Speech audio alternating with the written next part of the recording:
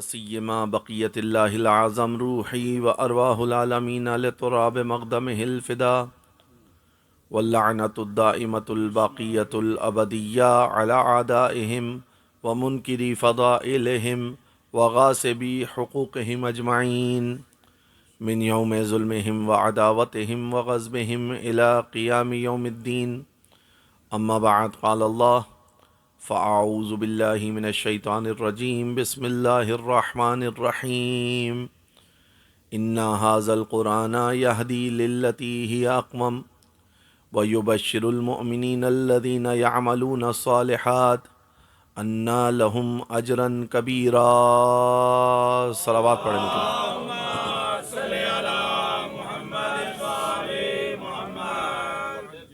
قرآن منشور ہدایت کے عنوان سے جس سلسلہ گفتگو کو شروع کیا تھا، آج ہم اپنے 5ویں و آخری مرحلے میں داخل ہو چکے ہیں. موضوع اپنے تمام تر وسعت کے ساتھ ہنوز تشنا ہے، اور یقیناً اس موضوع کے عمق کے لیے، اس کی گہرائی کے لیے، اس کی گہرائی کے لیے جتنی بھی گفتگو کی جائے وہ کم ہے. اور یہ جملات جو ابھی میں نے آپ کے سامنے ادا کی ہے، بغیر کسی ایگزیجریشن کے، بغیر کسی مبالغے کے آپ کے سامنے کہہ رہا ہوں کہ واقعاً قرآن کی ہدایت کو سمجھنا نہ صرف یہ کہ ہماری ذمہ داری ہے، بلکہ اس کو بیان کرنا اور لوگوں تک اس ہدایت کو پہنچانا بھی ہماری ذمہ داری ہے. اور کام اتنا وسیع ہے کہ ہمیں اپنی انفرادی زندگی میں بھی قرآن کے سائے میں زندگی گزارنی ہے، اور اجتماعی زندگی بھی قرآن کی تعلیمات کے مطابق گزارنی ہے. اگر انفرادی زندگی کی بات کی جائے تو قرآن مجید جا بجا مجھے اور آپ کو مختلف احکامات کو بیان کر رہا ہے. آپ یہ دیکھتے ہیں نا کہ ائمہ اہل بیت اطہار علیہ السلام کے لوگ قریب سے ہٹے، یعنی شدت محبت کی بھی پائی جاتی ہے، شدت بغض کی بھی پائی جاتی ہے. جاذبہ اتنا شدید کہ علی کا نام لینے والے نام علی پر اپنی گردنیں کٹوانے کے لیے تیار. دافعہ اتنا شدید کہ بغض رکھنے والے نام سننے کے لیے آمادہ نہیں. آپ سمجھ رہے ہیں امیر المومنین علیہ الصلوۃ والسلام کی حیات کو. آج اگر آپ مجھے تھوڑا سا وقت دے دیں تو میں موضوع کو تھوڑا سمیٹنے کے لیے کچھ نکات کو آپ کے سامنے بیان کرنا چاہوں گا. دیکھیں، یہ جو قرآن میری اور آپ کی ہدایت کر رہا ہے نا، یہ قرآن کوئی عام کتاب تو ہے نہیں. ھدی للناس، لوگوں کے لیے ہدایت کا ذریعہ ہے. ذالک الکتاب لا ریب فیہ کا مصداق ہے کہ اس میں کسی قسم کی کوئی شک و شبے کی گنجائش نہیں ہے. پہلے ہی مجلس میں بیان کیا تھا کہ حفاظت کا ذمہ اس کا خدا نے لیا ہے. نحن نزلنا الذکر وإنا لہ لحافظون. مطالب اتنے سنگین ہیں کہ خود قرآن کہہ رہا ہے لو انزلنا ھذا القرآن علی جبل لرأیتہ خاشعا متصدعا من خشیۃ اللہ، کہ اگر یہ پہاڑوں پر نازل ہوتا تو خشیت الہی سے ریزہ ریزہ ہو جاتے. اب وہ قرآن خداوند متعال میری اور آپ کی ہدایت کے لیے قلب مطہر مصطفیٰ صلی اللہ علیہ وآلہ وسلم پر نازل کر رہا ہے.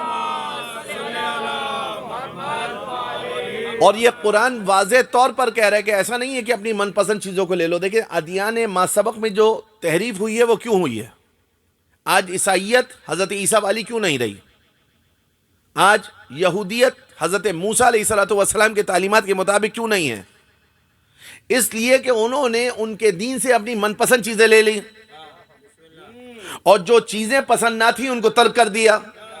اسی کو قرآن نے تاکیداً کہا یؤمنون ببعض ویکفرون ببعض والے کیفیت نہ ہو کہ تم بعض چیزوں پر ایمان لاؤ، بعض چیزوں کو چھوڑ دو. 4 شادیاں پسند ہیں، لے لو، غدیر میں علی کی ولایت کو چھوڑ دو. توجہ ہے؟ یہ قرآن میری اور آپ کی کامل ہدایت کر رہا ہے. اگر اس قانون کو لیا ہے نا تو اس قانون کو بھی لینا ہوگا. مل کے صلوات پڑھیں محمد و آل محمد. کیفیت یہ نہ ہو کہ یؤمنون ببعض ویکفرون ببعض. نماز پڑھ لی، اب قمص دینے کا مرحلہ آیا تو جناب ہاتھ میں تھوڑی تنگی محسوس ہو رہی ہے. روزے رکھ لیے، عید الفطر کے دن فطرہ دینے کا مرحلہ آیا تو تھوڑی سی سختی محسوس ہو رہی ہے. یا چلے فطرہ دے دیا تو روزے رکھنے میں سختی محسوس ہو رہی ہے. دیکھیں قرآن کے اوپر مجھے اور آپ کو پورا عمل کرنا ہے، چاہے وہ انفرادی معاملات ہوں چاہے وہ اجتماعی معاملات ہوں. انفرادی معاملات میں بھی قرآن رہنما، اجتماعی معاملات میں بھی قرآن رہنما. اب توجہ رکھیے گا، اسی لیے اللہ کے رسول حضرت محمد مصطفیٰ صلی اللہ علیہ وآلہ وسلم. اچھا یہ تو ہماری گفتگو سے آپ کے سامنے بالکل واضح ہو گیا ہوگا نا کہ قرآن نے جو اسوہ ہمیں دیا ہے وہ رسول اللہ صلی اللہ علیہ وآلہ وسلم کا اسوہ ہے. دوسری ہی مجلس میں آپ کے سامنے بیان کیا تھا، لقد کان لکم فی رسول اللہ اسوۃ حسنہ لمن کان یرجو اللہ والیوم الآخر وذکر اللہ کثیرا. سورہ مبارکہ احزاب آیت کا نشان 21. پروردگار ارشاد فرما رہے تمہارے لیے اللہ کے رسول کی ذات میں بہترین اسوہ ہے. کس کے لیے اسوہ ہے؟ لمن کان یرجو اللہ، جو اللہ سے امید رکھے، جو روز قیامت سے امید رکھے، یعنی اس دن عدل اور انصاف اور محشر اور میزان قائم ہوگا، نیکوکاروں کو جزا ملے گی، بدکاروں کو سزا ملے گی. استغفر اللہ ربی واتوب الیہ. ہماری دعاؤں میں یہ سکھایا گیا کہ جب اللہ سے طلب کیا جائے نا تو اس کا رحم طلب کیا جائے، اس کا کرم طلب کیا جائے. کیونکہ اگر خدا وند متعال انصاف کرنے پر آ گیا نا اور خدا نے عدل کیا تو اس کے عدل کے ذریعے کوئی بچ نہیں سکتا. لہذا اس سے اس کا کرم طلب کرنے کے پروردگار میرے اعمال تو ایسے نہیں ہیں کہ میں تجھ سے عدل کا متقاضی ہوں، میں اپنے اعمال کے معاملے میں تجھ سے کرم کا سوال کرتا ہوں کہ اپنے کرم سے مجھے بخش دے. تو اب اسی خدا نے کہا لقد کان لکم فی رسول اللہ اسوۃ حسنہ. اس جملے کو غور سے سنیے گا، رسول اللہ میرے اور آپ کے لیے اسوہ. بات آگے بڑھی، امام حسین علیہ السلام تک آئی. صلی علی محمد و آل محمد. ان چیزوں کو کنیکٹ کریں، اولنا محمد و آخرنا محمد و اوسطنا محمد و کلنا محمد. بات امام حسین کے پاس آئی تو امام حسین نے کہا لکم فی یا اسوہ، تمہارے لیے میری ذات کے اندر اسوہ موجود ہے. بات اور آگے بڑھی، پہنچی 12ویں سرکار حضرت امام زمان اجل اللہ تعالی فرجہ الشریف.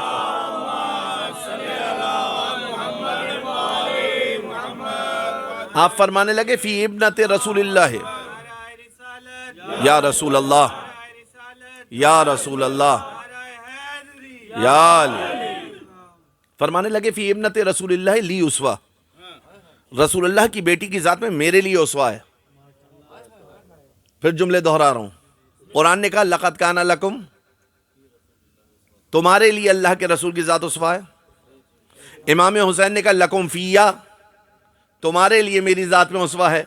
اب مقام شامخ فاطمہ زہرا بتاؤں؟ مقام شامخ فاطمہ زہرا کے لیے امام زمان یہ نہیں فرما رہے کہ تمہارے لیے فاطمہ کی ذات اسوہ ہے، گو کہ ہے، لیکن عظمت سیدہ کو مد نظر رکھتے ہوئے امام زمان کہہ رہے ہیں فی ابنت رسول اللہ لی اسوہ، میرے لیے اسوہ ہے. سمجھیے، سیدہ سلام اللہ علیہا کا عہدہ ڈیفائن نہیں ہے ہمارے پاس کہ مثلا کیا ڈیزگنیشن دیا آپ کی، آپ کا مرتبہ، آپ کا رتبہ. آپ خود مستور تھی نا، اللہ نے آپ کے عہدے کو بھی مستور رکھا ہے. مل کے صلوات پڑھے محمد و آل محمد پر. مستور رکھا ہے. جناب زہرا کے بارے میں ہمارے پاس عہدہ معین نہیں ہے نا. امامت کا عہدہ آپ کے پاس نہیں ہے، رسالت کا عہدہ مشخص ہے کہ آپ کے پاس نہیں ہے، لیکن آپ کی ذات عجیب ہے کہ امامت بھی تعظیم کرتی ہوئی نظر آ رہی ہے، رسالت بھی تعظیم کرتی ہوئی نظر آ رہی ہے. یعنی مقام صدیقہ کونین سلام اللہ علیہ کو سمجھ رہے ہیں آپ؟ اب ان کے خطبے کی طرف اگر میں اور آپ رجوع کریں تو بار بار قرآن کی آیات کا حوالہ دیتی ہوئی نظر آ رہی ہیں. دیکھیں اس کو سمجھنا ہدایت قرآن ہے کیا. تو اب یہ بات مشخص ہے کہ مجھے اور آپ کو رسول اللہ کی پیروی کرنی ہے، ان کی سیرت پر چلنا ہے. وہی مبین قرآن ہے، وہی قرآن کو بیان کرنے والے ہیں، وہی عصمت کے درجے پر فائز ہیں، اور وہ ہر حال میں اللہ کی رسالت کو انجام دے رہے ہیں. یہ خلاصہ ہے ان تمام مجالس کا جو آپ کے سامنے بیان کر دی، جس کو میں نے تاکیداً کہا تھا کہ اللہ کے رسول ہر حالت میں اس رسالت کے فریضے کو انجام دے رہے ہیں. اب وہ چاہے بستر مرض پر ہی کیوں نہ ہو، اور اگر کہیں کہ کاغذ اور قلم لا کر دے دو میں تمہیں ایسی بات لکھ دوں کہ تم گمراہ نہ ہو، تو خبردار اگر کوئی اللہ پر اور روز قیامت پر ایمان رکھتا ہے تو اس کی جرت نہیں ہونی چاہیے کہ رسول کے سامنے اپنی زبان کو کھولے. لمن کان یرجو اللہ. اور دیکھیں معاملہ یہاں پر ہدایت و گمراہی کا تھا. اللہ کے رسول حجت ہے نا, معاملہ ہدایت و گمراہی کا تھا. ایسی چیز لکھ دوں کہ تم گمراہ نہ ہو. اب یہاں پر آپ کا مزاج نہیں چلے گا, یہاں دیکھا جائے گا کہ ہدایت کہاں سے ملنی ہے, جس کو ہم اپنی اصطلاح میں کہتے ہیں کہ حکم ارشادی نہیں تھا. یہ حکم ارشادی اصول کی زبان میں اس حکم کو کہا جاتا ہے کہ جو مطلوب ہو لیکن وجوب کی حد تک نہ پہنچے. مثلا آپ سے کہا کہ مومنین جب آپس میں ملے تو ایک دوسرے کو مسکرا کر دیکھیں بالفرض, تو اب یہ وجوب کی حد تک نہیں ہے لیکن مطلوب ہے شریعت کی نگاہ میں, یہ کہلاتا ہے حکم ارشادی. چلے آسان کر دوں, جیسے آدم سے کہا تھا کہ خبردار اس درخت کے پاس نہ جانا, اگر یہ حکم ارشادی نہ ہوتا تو یہ معصیت شمار ہوتی, اور نبی کبھی معصیت کرتا نہیں ہے, توجہ رکھیے گا. اب اس کو ہم کہتے ہیں یہ ریکمینڈڈ تھا, شریعت کی طرف سے مطلوب تھا, پسندیدہ تھا, اسی لیے حکم دیا. اب یہاں پر اللہ کے رسول اگر حکم ارشادی دے رہے ہوتے نا تو پھر شاید کوئی مسئلہ نہ ہوتا, کیونکہ حکم ارشادی کا تعلق ہدایت اور گمراہی سے نہیں ہے.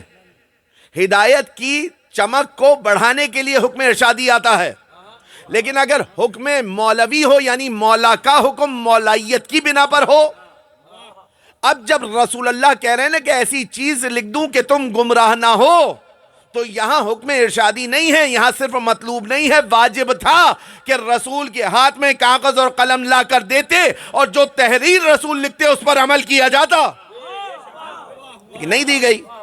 لیکن رسول اللہ صلی اللہ علیہ وآلہ وسلم تاکیداً یہ بات کر رہے تھے. اب رسول اللہ کو حجت اللہ نے قرار دیا. آگا توجہ رکھیے گا.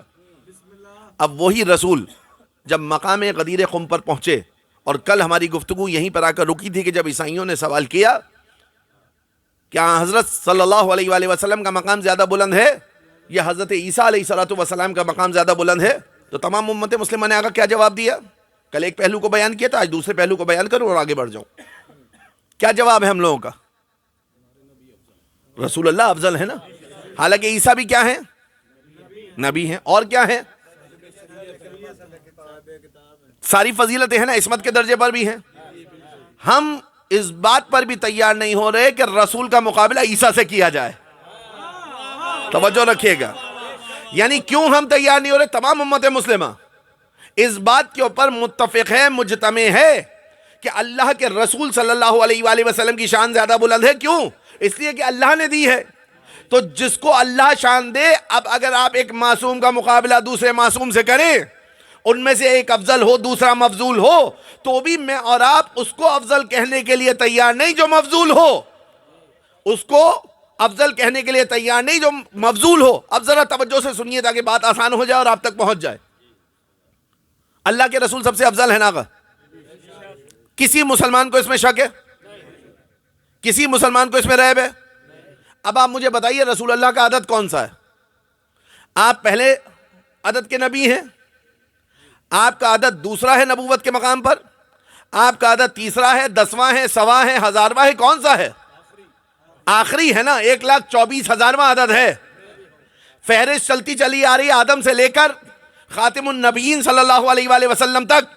آپ کا عدد 1,24,000واں ہے, مگر درجہ کون سا ہے؟ درجہ پہلا ہے. تو اب ان معصومین کی صف میں آپ دیکھیے کہ اگر فضیلت اللہ نے عطا کی ہے نا, تو چاہے آخر میں ہی کیوں نہ آئے, ہوگا سب سے با فضیلت. فضیلت کے باب میں عدد کو نہیں دیکھا جاتا, فضیلت کے باب میں یہ دیکھا جاتا ہے کہ خدا نے کس کو فضیلت دی ہے. اب رسول سب سے آخری نبی ہیں, رسول سب سے آخری رسول ہیں, مگر عظمت کے اعتبار سے اتنے عظیم ہیں, اتنے عظیم ہیں, اتنے عظیم ہیں کہ کسی کا کوئی مقایسہ نہیں ہو سکتا. عیسیٰ بھی دامن نیاز پھیلائے کھڑے, موسیٰ بھی دامن نیاز پھیلائے کھڑے, ابراہیم بھی دامن نیاز پھیلائے کھڑے, اسماعیل بھی دامن نیاز پھیلائے کھڑے. سب کو اللہ نے نبی بنایا ہے, مگر جو شان مصطفیٰ کی رکھی ہے وہ شان کسی اور کی نہیں ہے. مل کے صلوات پڑھے محمد وار. حجت قرار دیا ہے نا.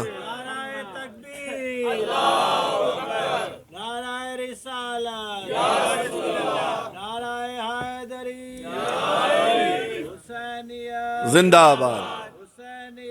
زندہ باد. محمد والے محمد بلندتر صلوات. اللہم صلی علی محمد وآلہ. توجہ ہے، جو شان رسول اللہ کی ہے وہ شان انبیاء ما سبق میں سے کسی کی نہیں ہے. تو اب تمام امت مسلمہ یہاں پر اجماع ہے. اچھا، جو کتاب آپ کے قلب مطہر پر نازل ہوئی، آسمانی کتابیں تو اور بھی ہیں، صحیفے تو اور بھی ہیں، لیکن آپ بتائیے جو شان قرآن کی ہے وہ شان کسی اور کتاب کی ہے؟ کیونکہ قلب مطہر مصطفیٰ صلی اللہ علیہ وآلہ وسلم پر نازل ہوئی، آخری کتاب ہے، اور آسان کر دوں چوتھی کتاب ہے. کتاب عدد کے اعتبار سے چوتھی ہے، عظمت کے اعتبار سے سب سے عظیم ہے. تو آقا جب ہم رسول کے مقابلے پر عیسیٰ علیہ السلام کو، موسیٰ علیہ السلام کو، ابراہیم علیہ السلام کو، یعقوب علیہ السلام کو، یوسف و یونس و ہارون علیہ السلام کو جب ہم افضل نہیں مان رہے تو کیا کسی اور کو رسول کے مقابلے پر افضل مان لیں گے؟ توجہ رکھیے گا. اچھا، ہم کیوں افضل نہیں مان رہے؟ بھئی عیسائی کہہ رہے ہیں کہ آپ عیسیٰ کو افضل مانیں، یہودی کہہ رہے ہیں آپ موسیٰ کو افضل مانیں علیہم السلام، ہماری جانیں ان انبیاء پر قربان. آقا جان، ہم معصوم کے مقابلے پر معصوم کو بھی فضیلت دینے کے قائل نہیں ہیں اگر وہ مفضول ہو اور یہ افضل ہو. تو اب آپ مجھے دل پر ہاتھ رکھ کر بتائیے، علی ابن ابی طالب معصوم امام ہے نا، علی ابن ابی طالب علیہ السلام منصوص من اللہ امام ہے نا، تو آپ ہم سے یہ توقع کیوں کرتے ہیں کہ ہم علی کے مقابل کسی کو افضل ماننے لگے کہ جس کے پاس نہ عصمت ہے، نہ مقام شرف ہے، نہ مقام عظمت ہے؟ سنیے اس جملے کو، یا علی. توجہ سے سنیں اس بات کو. ہم سے یہ مطالبہ کیا جاتا ہے کہ بھائی آپ امیر المومنین علیہ السلام کے مقابل کچھ لوگوں کو عظیم مانیں. بھیا 1400 سال سے ہماری نظام ہی اس بات پر ہے، اور بتا دوں کس بات پر ہے. اب یہ قرآن مجید اللہ کی کتاب ہے نا، توریت بھی اللہ کی کتاب ہے، زبور بھی اللہ کی کتاب ہے، انجیل بھی اللہ کی کتاب ہے. تو تمام مسلمانوں کا فیصلہ کیا ہے کہ قرآن سب سے افضل ہے، آخری کتاب ہے مگر افضل ہے. اب آقا مجھے بتائیے کہ میں قرآن مجید کے ساتھ کچھ اپنی تالیفات، اپنی کتابیں رکھوں اور امت مسلمہ کا مجمع ہو، صرف شیعوں کا نہیں، امت کے مختلف مکاتب کے لوگ بیٹھے ہوئے ہوں، اور میں ان سے سوال کروں کہ بتائیے یہ کتاب افضل ہے یا میری کتاب افضل ہے، تو تمام مجمع میری جان کو آ جائے گا نا. سب میرے دست و گریباں ہو جائیں گے، کہیں گے کہ جناب آپ نے مقایسہ کیسے کیا؟ کہاں آپ کی کتاب، کہاں اللہ کی کتاب، کہاں آپ کی بنائی ہوئی کتاب، کہاں اللہ کی بنائی ہوئی کتاب. تو ہم یہی سمجھانا چاہ رہے ہیں بابا 1400 سال سے کہ اللہ کے بنائے ہوئے کا مقابلہ آپ کے بنائے ہوئے سے نہیں ہو سکتا.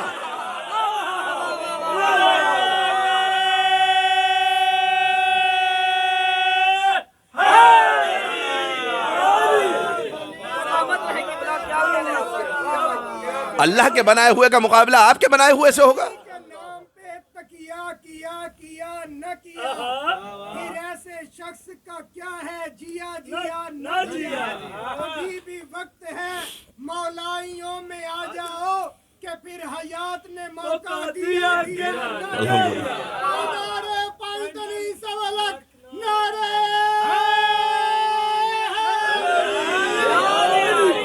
توجہ کا ہدایت قرآن کو سمجھنا ہے نا، اپنی مرضی قرآن پر مسلط نہیں کرنی، قرآن کی مرضی کو اپنے اوپر نافذ کرنا ہے، قرآن کی مرضی کو سمجھنا ہے. یہ غدیر کے میدان میں جو رسول اللہ صلی اللہ علیہ وآلہ وسلم آ رہے ہیں اور آ کر پیغام غدیر سنا رہے ہیں، جو میں نے کہا تھا 2 آیات آپ کے سامنے تلاوت کی، ایک وہی آیت لَتُؤْمِنُنَّ بِهِ وَلَتَنْصُرُنَّهُ جو طویل آیت تھی، وَإِذْ أَخَذَ اللَّهُ مِيثَاقَ النَّبِيِّينَ لَمَا آتَيْتُكُم مِّن كِتَابٍ وَحِكْمَةٍ ثُمَّ جَاءَكُمْ رَسُولٌ مُصَدِّقٌ لِّمَا مَعَكُمْ لَتُؤْمِنُنَّ بِهِ وَلَتَنْصُرُنَّهُ قَالَ أَأَقْرَرْتُمْ وَأَخَذْتُمْ عَلَىٰ ذَٰلِكُمْ إِصْرِي قَالُوا أَقْرَرْنَا قَالَ فَاشْهَدُوا وَأَنَا مَعَكُمْ مِنَ الشَّاهِدِينَ. ترجمہ آپ کے ذہن میں بہت طویل آیت ہے، اس لیے میں اس کی زیادہ تفصیل میں نہیں جا رہا ہوں، فقط ایک نقطہ سمجھ لیجئے کہ تمہیں اس نبی پر ایمان لانا ہے، تمہیں اس نبی کی مدد کرنی ہے، تمہیں ضرور بالضرور ایمان لانا ہے، تمہارے لیے لازم ہے کہ تم اس پر ایمان لاؤ. تو 1,24,000 میں سے ایک کو کم کر دیجئے رسول اللہ کو. ان 1,01,000 کم 24,000 کو کہا جا رہا ہے کہ اس پر ایمان لاؤ. اگر تم ایمان نہ لائے تو تمہاری نبوتوں کا دار و مدار اس پر ہے کہ تم اس پر ایمان لاؤ. اسی نبی کو قرآن نے کہیں مزمل کہا، کہیں طٰہٰ کہا، کہیں یاسین کہا، ذرا توجہ کریے کہ دیکھیں رسول سے افضل کوئی نہیں ہے. ہم یہاں فضیلت کو بیان نہیں کر رہے, یہاہ ذمہ داری بتائی جا رہی ہے. یہ جو غدیر میں رسول اللہ نے اعلان کیا ہے نا, اس ذمہ داری کو سمجھیے.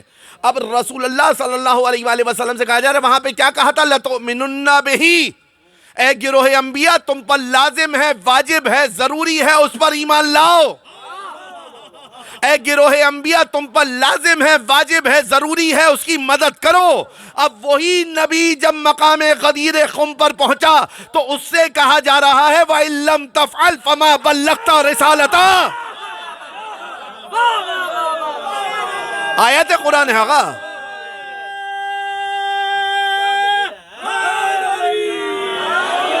آیت قرآن وَإِن لَّمْ تَفْعَلْ, اگر یہ نہ پہنچایا, اگر یہ نہ کیا, فما بلغتا رسالتا, تو تم نے رسالت کو نہ پہنچایا. میں بالکل واضح ترجمہ کر رہا ہوں, لفظی ترجمہ کر رہا ہوں, مفہومی نہیں کر رہا. وَإِن لَّمْ تَفْعَلْ, اگر تم نے یہ انجام نہ دیا, فما بلغتا رسالتا, پس تم نے رسالت کا ابلاغ نہ کیا. اب رسول اللہ صلی اللہ علیہ وآلہ وسلم نے منبر بنوایا, اصحاب کو روکا. آپ سنتے رہتے ہیں, آگے جانے والوں کو پیچھے بلایا, پیچھے رہ جانے والوں کا انتظار کیا, سامنے رہنے والوں کو کہا رک جاؤ. جب سب جمع ہو گئے, اب اس پہ علماء ایک نقطہ لگاتے ہیں کہ جناب جو گزر چکے تھے ان کو بلایا, جو آنے والے تھے ان کا انتظار کیا, جو موجود تھے ان کو بیٹھنے کا کہا. یعنی زمانے تین ہی ہوتے ہیں. کہا کہ ماضی والے بھی سن لیں, حال والے بھی سن لیں, مستقبل والے بھی سن لیں, کہ اب جو پیغام بیان ہونے جا رہا ہے وہ پیغام بہت اہم ہے. رسول اللہ صلی اللہ علیہ وآلہ وسلم نے اصحاب کو روک کر, رحمت للعالمین ہے نا آقا. اچھا اب ذرا اس کو قرآن کے مزاج کے مطابق سنیں. رسول اللہ صلی اللہ علیہ وآلہ وسلم نے وَمَا أَرْسَلْنَاكَ إِلَّا رَحْمَةً لِلْعَالَمِينَ, وہی رحمت للعالمین چلچلاتی دھوپ میں لوگوں کو روک رہے ہیں. روکنے کے بعد آقا قرآن کی ہدایت ہے یہ. اچھا جب ہم کہتے ہیں نا آقا قرآن کی ہدایت, تو دیکھیں یہ سارے احکام جن کی قبولیت کی ذمہ داری ولایت کے اوپر ہے, قبولیت ولایت کے ذمہ ہے. کیوں؟ اس لیے کہ اگر ولایت ہوگی تو صحیح طریقے سے حج کے ارکان ادا ہوں گے. اور میں اس کی تفصیل کو اب بیان نہیں کروں گا, پچھلے سال بہت وضاحت دی تھی اس پر. رسول اللہ صلی اللہ علیہ وآلہ وسلم نے لوگوں کو روکا, روکنے کے بعد اونٹوں کے پالان سے منبر بنوایا, اور عجب منبر بنوایا, ایسا منبر ہے کہ دوبارہ اس پر کوئی اور نہ آ سکے. اونٹوں کے پالان کا منبر تھا نا, لوگوں کی سواریوں کو روکا, روکنے کے بعد رسول نے منبر لیا, اور رسول نے پالان کو لیا اور منبر بنوایا. اچھا آپ یقین جانیے اتنے افراد تھے, 1,20,000 لوگ تھے تقریباً. اگر رسول یہ کہتے نا منبر تعمیر کرو, تو اصحاب اسی وقت منبر تعمیر کر دیتے, اصحاب اسی وقت ممبر تعمیر کر دیتے. لیکن رسول نے ممبر تعمیر نہیں کروایا. اگر رسول یہ کہتے نا, توجہ رکھیے گا, اگر رسول یہ کہتے کہ ایک مشت خاک اٹھاؤ, اس مقام پر لا کر ڈالو, وہی اتنا بلند ٹیلا ہو جاتا کہ رسول اللہ صلی اللہ علیہ وآلہ وسلم جو خطاب کرتے تو بلندی پر ہوتے. لیکن رسول نے یہ نہ کیا. نہ ریت کے ٹیلے پہ جا کر رسول نے خطاب کیا, نہ کوئی منبر بنوا کر رسول نے خطاب کیا. مجھے نہیں معلوم حکمت کیا ہے, میں نے بہت چھاننا چاہا, لیکن اگر مجھے آپ کو اپنا کلام سنانا ہے نا, اور آپ کے لیے لازم ہے میرا کلام سننا, فرض کر لیجئے, اور مجھے پتا ہے کہ آپ اٹھ کر چلے جائیں گے,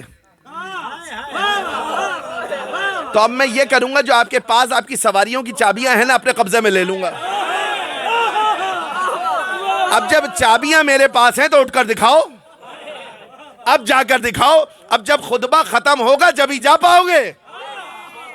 رسول اللہ نے 1,20,000 اصحاب کے پالان شتر کو نہیں لیا, چند ایک اونٹوں کے پالان کو لے کر منبر بنوایا, چند ایک لوگوں کے اونٹوں کے پالان کو لیا ہے. غدیر کے باب میں تحقیق اس بات پر ہونی چاہیے کس کے اونٹوں کے پالان کو لے کر رسول نے رکنے پر مجبور کیا. سب کے تو نہیں لیے نا, سب کے تو اونٹوں کے پالان نہیں لیے نا، چند ایک کے لیے. تو وہ کون باشرف لوگ تھے کہ جن کے اونٹوں کے پالان کو لے کر اس پر علی کی ولایت کا پیغام سنایا گیا.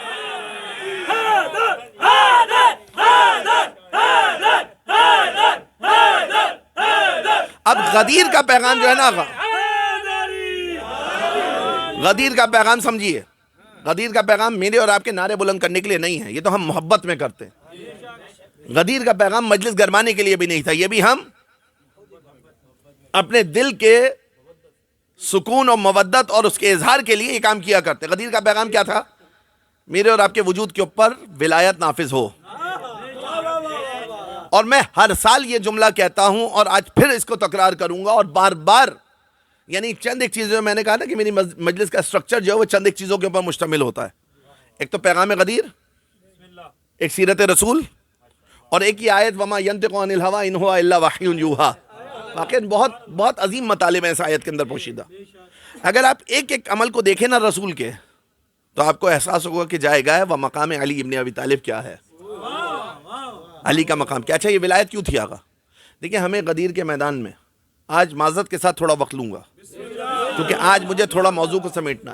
ہمیں غدیر کے میدان میں ایسے افراد ملتے ہیں کہ جو غدیر کے اس اعلان کے بعد شاعری کر رہے ہیں. بہت بڑا نام ہے حسان بن ثابت، بہت شاعر تھا. پہلا قصیدہ غدیر کی شان میں اس نے کہا ہے. بخن بخن تو آپ نے سنا ہے نا، کس نے کہا؟ نام لینا تو ضروری نہیں ہے. بخن بخن ابن ابی طالب کہا نا. ہوا کیا بعد میں؟ رسالت معاب کے بعد کیا ہوا؟ وہ شاعر جو قصیدہ کہہ رہا تھا، جب عملی ولایت کا وقت آیا نا، جب سب نے امیر المومنین کو چوتھا خلیفہ مان لیا. توجہ رکھیے گا، یہ حسان بن ثابت ان دو چار لوگوں میں سے ہے کہ جس نے امیر المومنین علیہ السلام کے ہاتھ پر بیعت نہیں کی. عجیب. بخن بخن والے حضرت کا تو آپ کو پتہ ہی ہے. یعنی غدیر کیا ہوئی؟ غدیر صرف وہوا کا شکار نہ ہو آگا، یہ توجہ رکھیے گا. غدیر عمل کا نام ہے. اب علی ابن ابی طالب، اچھا میں اور آپ ترجمہ کیا کرتے ہیں؟ من کنت مولا فہذا علی المولا. ابھی مجلس سے پہلے ایک بچہ مجھ سے سوال کر رہا تھا، جس کا میں مولا. مولا کے معنی کیا؟ حاکم، آقا، سردار، سید، رہنما، پیشوا، سید و سردار، یہی معنی ہے نا. ہم نے یہی معنی لیے ہیں. اچھا ہم نے نہیں لیے، رسول اللہ نے یہی معنی بتائے ہیں. دیکھیں مولا کے کئی ایک معنی تھے، مولا کے کئی ایک معنی تھے. رسول قرینے کے ذریعے لے کر آنے. قرینہ کیسے ہوتا ہے؟ میں یہ کہوں میں نے اسد کو دیکھا، توجہ کریے گا. اب جب آپ سنیں گے کہ میں نے اسد کو دیکھا تو اس سے آپ کے ذہن میں وہ شعر بھی آئے گا، اور ممکن ہے آپ کے ذہن میں آ جائے کہ جناب کسی شخص کا نام اسد ہو، اس کو دیکھا انہوں نے. آ سکتا ہے نا، کیونکہ اسد اس حیوان کو بھی کہتے ہیں اور اسد کسی کا نام بھی ہو سکتا ہے. لیکن میں آپ سے کہوں رأیت الاسد فی الحمام، میں نے اسد کو حمام میں دیکھا، یا ڈائننگ ٹیبل میں بیٹھے ہوئے دیکھا، یا آفس میں کام کرتے ہوئے دیکھا.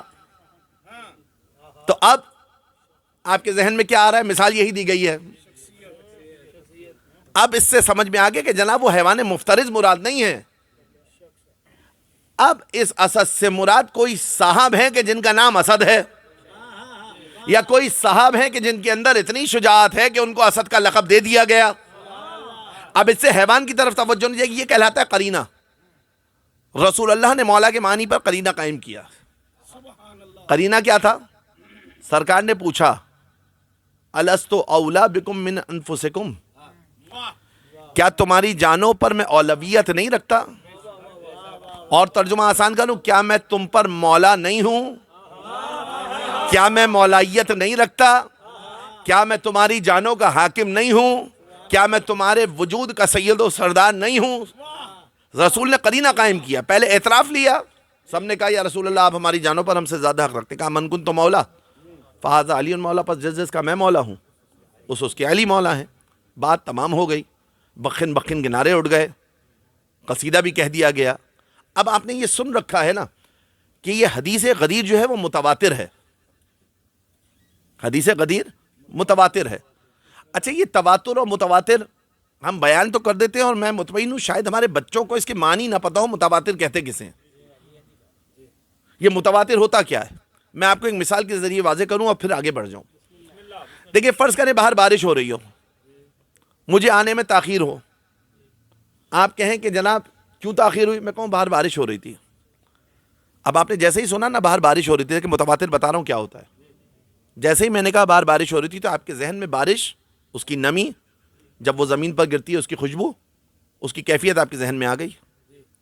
پھر 10 لوگ آئے، آپ نے کہا کیا ہوا جناب؟ کہا باہر بارش ہو رہی تھی. پھر 50 لوگ آئے، آپ نے کہا کیا ہوا؟ کہا باہر بارش ہو رہی تھی. پھر 100 لوگ آئے، کیا ہوا؟ کہا بارش ہو رہی تھی. پھر 1000 آئے، کہا ہوا کیا ہوا؟ کہا بارش ہو رہی تھی. سن رہے ہیں آپ؟ سب آ کر ایک ہی بات بتا رہے ہیں، کیا؟ یہ کہلاتا ہے تواتر. سب لوگ الگ الگ آئے ہیں، سب کے مزاج مختلف ہیں، سب کے انداز مختلف ہیں، خبر ایک ہی دے رہے ہیں کہ باہر بارش ہو رہی ہے. توجہ ہے؟ اب جب اتنے لوگوں نے خبر دے دی نا، اب آپ کے دل کے اندر ایک یقین پیدا ہو گیا. اب آپ باہر جھانک کر نہیں دیکھیں گے کہ بارش ہو رہی ہے نہیں ہو رہی. فون اٹھائیں گے، اپنے عزیز کو فون کریں گے کہ بھیا سنبھل کر آنا، باہر بارش ہو رہی ہے. تو جناب آپ نے تو باہر دیکھا نہیں کہ باہر بارش ہو رہی ہے یا نہیں ہو رہی. کہا یہ جو اتنے لوگ ایک ہی بات کو بیان کر رہے ہیں، تو سب کا ایک ہی بات کو بیان کرنا اس بات پر دلیل ہے کہ باہر بارش ہو رہی ہے. رسول نے غدیر کے پیغام کے لیے یہی اہتمام کیا. رسول نے پالانے شتر کے ممبر لیے، پالانے شتر سے ممبر بنوایا، ممبر پر جا کر طویل خطبہ دیا، خطبے کے دوران ان سے اعتراف لیا، اعتراف کے بعد علی کی ولایت کو پہنچایا، اس کے بعد دستے دعا بلند کیے، اللہم وال من والا وعاد من عادا وانصر من نصرا واخذل من خذلا. اے اللہ تو اس کو دوست رکھ جو علی سے محبت کرے، اے اللہ تو اس کو دشمن رکھ جو علی سے دشمنی کرے، اے اللہ تو اس کو چھوڑ دے، اے اللہ تو اس کو رسوا کر جو علی کو چھوڑ دے، اور اے اللہ تو اس کی نصرت کر جو علی کی نصرت کرے. اب رسول اللہ نے یہاں پر بھی بات کو ختم نہیں کیا. خطبہ دینے کے بعد رسول ممبر سے نیچے آئے، خیمہ لگوا دیا گیا، کہا اب سب آ کر علی کے ہاتھ پر بیعت کرو. اب سب آ کر علی کے ہاتھ پر بیعت کرو. 3 دن کا عرصہ گزرا، سب نے بیعت کی. مردوں نے ہاتھ پر ہاتھ رکھ کر بیعت کی، خواتین نے پانی کے اندر ہاتھ ڈال کر سائے پر بیعت کی. کسی کو مستثنا قرار نہیں دیا، کسی کو اس سے مستثنا قرار نہیں دیا. سب نے علی ابن ابی طالب کے ہاتھ پر بیعت کی. تو آقا اس دور میں واٹس ایپ نہیں تھا، یہ لوگ اپنی لائیو لوکیشن بھیج دیتے. اب وہاں پر لوگوں نے تخمینہ لگایا ہوا تھا کہ اتنے دن میں حج کے ارکان ختم ہوں گے، اتنے دن میں یہ پلٹ کر واپس آئیں گے. اب جب آنے میں 1 دن گزرا تو وہاں پہ جو رہ گئے تھے لوگ، ان کی بے چینی میں اضافہ ہوا. جب 3 دن کے بعد 4 دن کے بعد کاروان پہنچا اپنے لگائے ہوئے تخمینے کے مطابق، تو کسی نے پوچھا کہ بھیا آنے میں دیر کیوں ہوئی؟ کسی ایک شخص نے کہا رسول نے ممبر بنوایا تھا، ممبر پر علی کو بلایا، ہاتھ کو اٹھایا، کہا من کنت مولا فہذا علی مولا. پھر اور 10 کا کاروان آیا، دیر کیوں ہوئی؟ کہا ممبر پر جا کر علی کو بلایا، اور بلانے کے بعد کہا من کنت مولا فہذا علی مولا. پھر اور 100 لوگ آئے، کہا من کنت مولا فہذا علی مولا. پھر اور 1000 لوگ آئے، کہا من کنت مولا فہذا علی مولا. پھر اور 1,00,000 لوگ آئے، پھر کہا من کنت مولا فہذا علی مولا. یہ ہے تواتر، یہ ہے تواتر. اس کو کہتے ہیں تواتر کے مختلف لوگ، مختلف مزاج کے لوگ، محبت کرنے والے، بغض رکھنے والے، حسد کرنے والے، جب بھی پوچھا تاخیر کا سبب کیا ہوا، چاہے پیشانی پر بل لا کر کہا ہو کہ ہاتھ اٹھا کر کہا، چاہے چہرے پر تبسم لا کر کہا ہو ہاتھ اٹھا کر علی کی ولایت کو پہنچایا. تو اب یہ متواتر حدیث تھی نا آقا، متواتر حدیث تھی، تواتر تھا. اس کے الفاظ کے اندر کسی قسم کا کوئی شک و شبہ قائم نہیں کیا جا سکتا تھا. یعنی یہ نہیں کہا جا سکتا کہ یہ نہیں ہوا. توجہ ہے، اب الفاظ کو بدلا نہیں جائے گا. اب الفاظ تو بدلے جا نہیں سکتے، کیونکہ سب نے سن لیا کہ رسول نے کہا ہے، سب جان گئے کہ رسول نے کہا ہے. تو اب ایک ٹیم بیٹھی اور اس نے بیٹھ کر ڈیسائیڈ کیا کہ جناب اب الفاظ کو تو بدل نہیں سکتے، معنی کو بدل دیتے ہیں. اور یہ ہوا آگا، یہ ہوا. اور ایسا نہیں ہے اس دور میں ہوا. مثلا میں آج کے دور کی آپ کو چند ایک مثالیں دے دوں. مولا علی علیہ السلام کی وصیت کا جملہ ہے، کونا للظالم خصمن وللمظلوم اونا. اچھا میں نے ایک صاحب کا یہ بیان سنا، بڑا مذکہ خیز تھا. دیکھیے ابھی جو معاملہ چل رہا ہے، جو اتنا ظلم ہو رہا ہے فلسطین میں، دوسرے کیا کر رہے ہیں مجھے اس سے سروکار نہیں ہے. علی والوں کو کیا کرنا چاہیے یہ میری اور آپ کی ذمہ داری ہے. توجہ ہے؟ کس نے ہمارے ساتھ کیا کیا، کس وقت کیا کہا، کیسے کہا، کیوں کہا، ہمیں اس سے سروکار نہیں ہے. ہم اس امام کے ماننے والے ہیں کہ اگر مدینہ میں قحط پڑے تو مروان کے گھر کی خواتین کو پناہ دینے میرے اور آپ کے امام سجاد دینے کے لیے اپنے در کے دروازے کھولتے ہیں. ہمیں سروکار نہیں ہے دوسرے نے ہمارے ساتھ کیا کیا. ہماری ذمہ داری ہے تعلیمات محمد و آل محمد علیہ السلام پر چلنا. اب دیکھیں کتنا صریح فرمان ہے نا مولا کا، وصیت ہے کونا للظالم خصمن وللمظلوم اونا. دیکھیں معنی کو کیسے تحریف کیا جاتا ہے، معنی کو کیسے بدلا جاتا ہے. من کن تو مولا کے ساتھ نہیں ہوا خالی، یہ اور تعلیمات کے ساتھ بھی یہی معاملہ ہے. اب ایک صاحب آئے اور آ کر کہنے لگے یہ وصیت کس کو کر رہے ہیں مولا علی؟ امام حسن اور امام حسین کو. توجہ رکھیے گا، تسنیہ کا صیغہ ہے کونا، یہ نہیں کہا کونو. کہا اے حسن و حسین ظالم کے دشمن رہنا، مظلوم کے مددگار رہنا. تو آپ جانتے کتنا مذکہ خیز بعض لوگوں نے اس کا ترجمہ کیا، کہا کہ یہ ذمہ داری حسن و حسین کو دی تھی، میرا اس سے کیا تعلق ہے؟ یعنی میں تو آزاد ہو گیا نا، میں اپنی زندگی میں مگن رہوں. تعلیمات ائمہ ایسی ہی ہوتی ہیں. یعنی ہم اولیاء خدا کے کلمات کو ایسے ہی لیتے ہیں؟ آپ بتائیے مجھے. اب میں چند ایک مثالیں دیتا ہوں پھر غدیر کی طرف پلٹتا ہوں. ہم اولیاء خدا کی مثلا امیر المومنین مالک اشتر کو خط لکھ رہے ہیں تو کیا صرف مالک اشتر کو لکھنا ہے؟ کیا صرف نمونہ عمل مالک اشتر کے لیے ہے؟ کیا صرف رہنما مالک اشتر کے لیے ہے؟ ہم یہ کہہ کر دامن بچا سکتے ہیں بھئی یہ تو مالک اشتر کو لکھا تھا. عثمان بن حنیف سے کہہ رہے ہیں عثمان بن حنیف ایسی محفل میں کیوں گئے جس کے دروازے عمرہ کے لیے کھلے ہوئے تھے، جس کے دروازے فقراء کے لیے بند تھے، رنگا رنگ قسم کے پیالے تمہارے سامنے بڑھائے جا رہے تھے.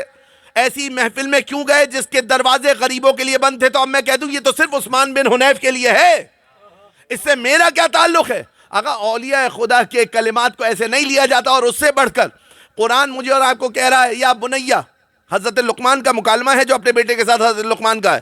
حضرت لقمان نے اپنے بیٹے سے کہا یا بنیہ لا تشرک باللہ ان الشرک لظلم عظیم، اے میرے لال خبردار اللہ کے ساتھ کسی کو شریک قرار مت دینا، کیونکہ شرک ایک بہت بڑا ظلم ہے.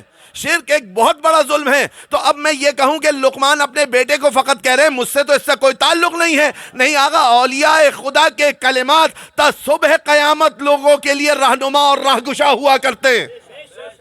یہ کہلاتی ہے مانوی تحریف. تو اب من کن تو مولا فہذا علی مولا کو تبدیل کیسے کرتے جناب؟ اس کے اندر کوئی تبدیلی آ نہیں سکتی تھی عبارت کے اندر. رسول نے بھی ایسا اہتمام کیا کہ اب چاہ کر بھی اس کے معنی کو، اس کے مطالب کو تو تبدیل کر سکتے ہیں لیکن عبارت کو تبدیل نہیں کر سکتے. لہذا کہا کہ کیونکہ مولا کے معنی کئی ایک ہوتے ہیں، لہذا کہہ دو جس کا میں دوست اس کے علی دوست. اچھا آقا عجیب بات یہ ہے علی ابن ابی طالب علیہ السلام کے معاملے میں، مل کے صلوات پڑھے محمد و آل محمد.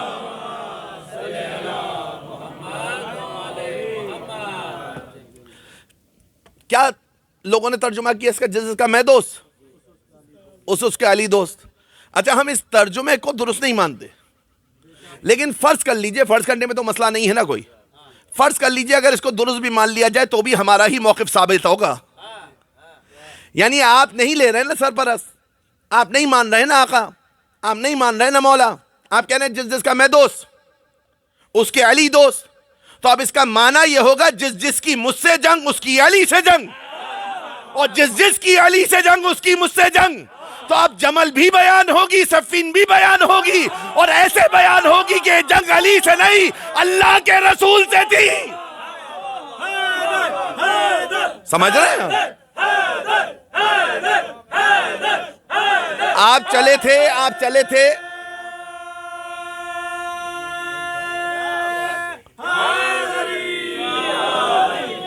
پھر یہ کہہ کر زبان پر تالے نہیں لگائے جا سکتے.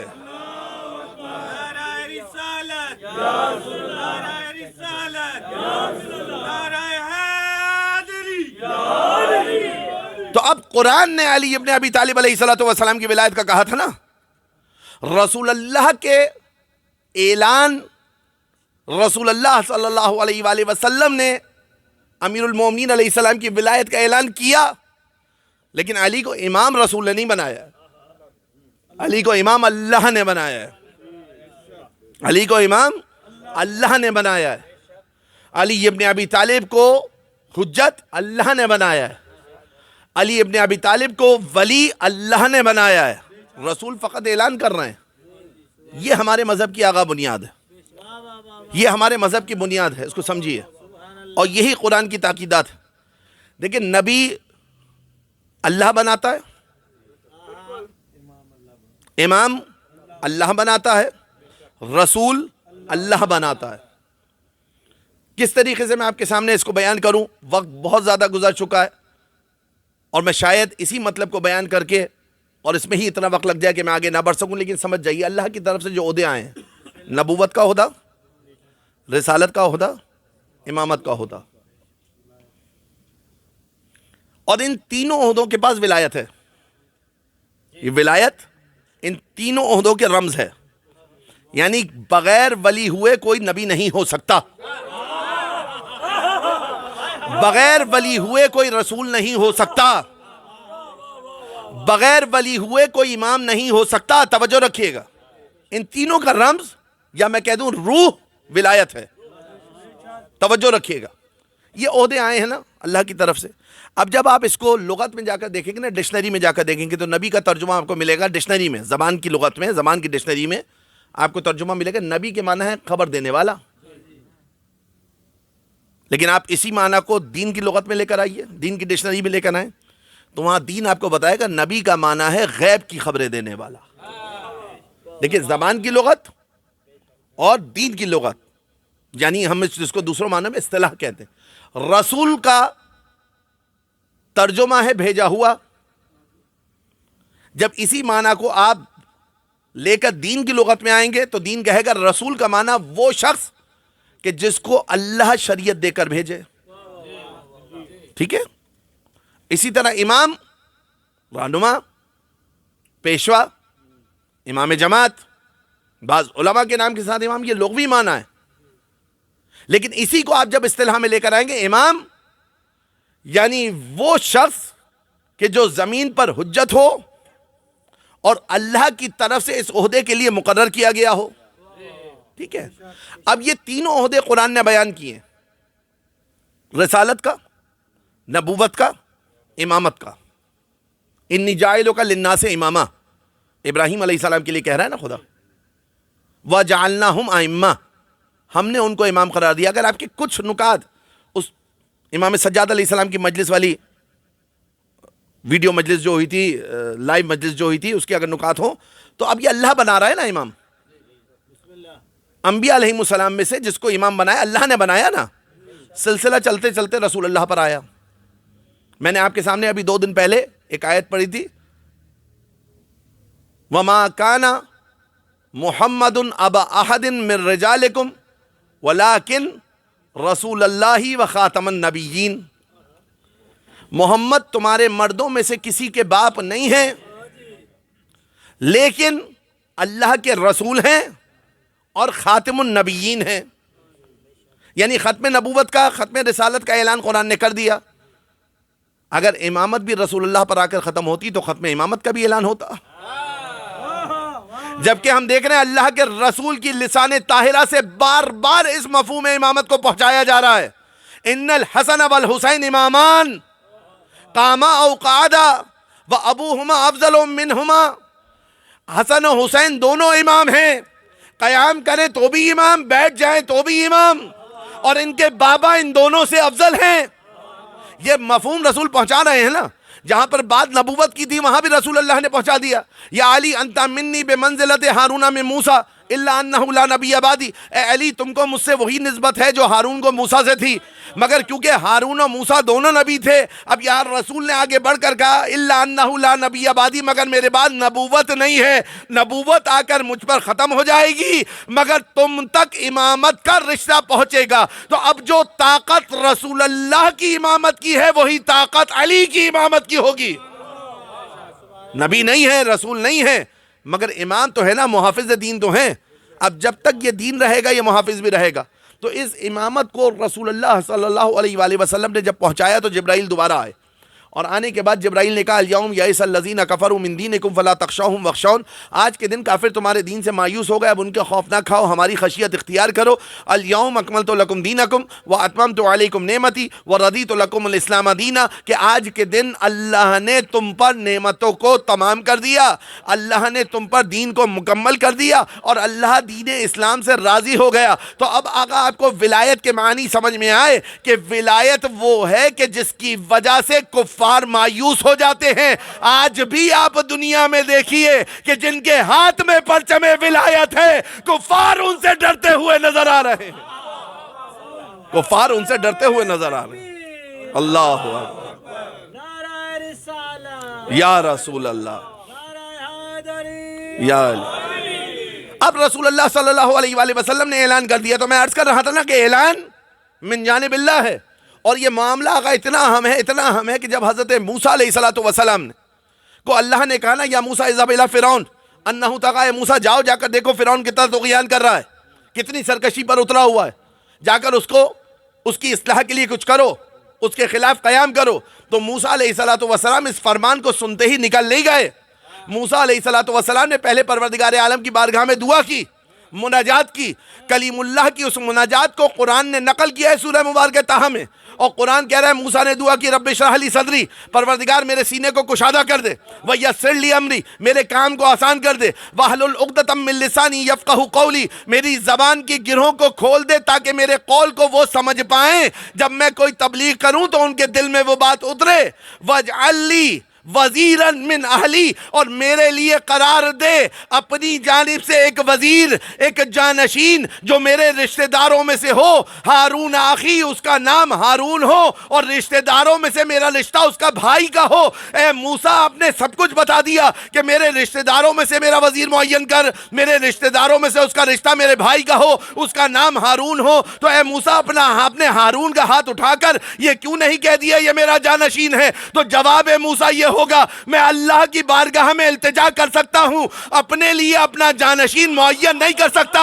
تو جب موسیٰ معین نہ کر سکے تو آپ کو مصطفیٰ کا جانشین معین کرنے کا حق کس نے دیا؟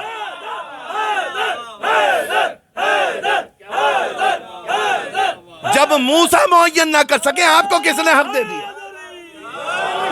نعرہ تکبیر، نعرہ رسالت، نعرہ حیدری۔ جب موسیٰ جیسا نبی علیہ السلام جب اپنے لیے اپنے جانشین کو معین نہ کر سکیں، وہ یہ کہیں کہ میں التجا کر سکتا ہوں، معین کرنے کا کام خداوند متعال کا ہے، تو آقا آپ کے پاس کتنی حکمت آ گئی کہ آپ خود رسول کو چھوڑ کر وہاں جا کر معین کر لیں۔ یہ آپ کو اختیار کس نے دیا؟ یہ آپ کی حیثیت کہاں سے بن گئی کہ آپ معین کر لیں؟ دیکھیں میں بشدت مقام معظم رہبری کے فتاوی کا پابند ہوں، لیکن ہمارے کسی فقیہ نے یہ نہیں کہا کہ استدلال نہ کیا جائے، استدلال کیا جائے، علمی بات پہنچائی جائے، توہین نہ کی جائے، توہین کے ہم قائل نہیں ہیں۔ ہم جمل کو بھی بیان کریں گے، ایسے بیان کریں گے کہ سن کے لوگ حق کو پہچان لیں۔ اور میں تو بار بار یہ کہتا ہوں کہ جناب ہم جو تولا و تبرہ کرتے ہیں نا کہ یہ لوگوں کو جلانے کے لیے نہیں ہے، یہ جلنے سے بچانے کے لیے ہے۔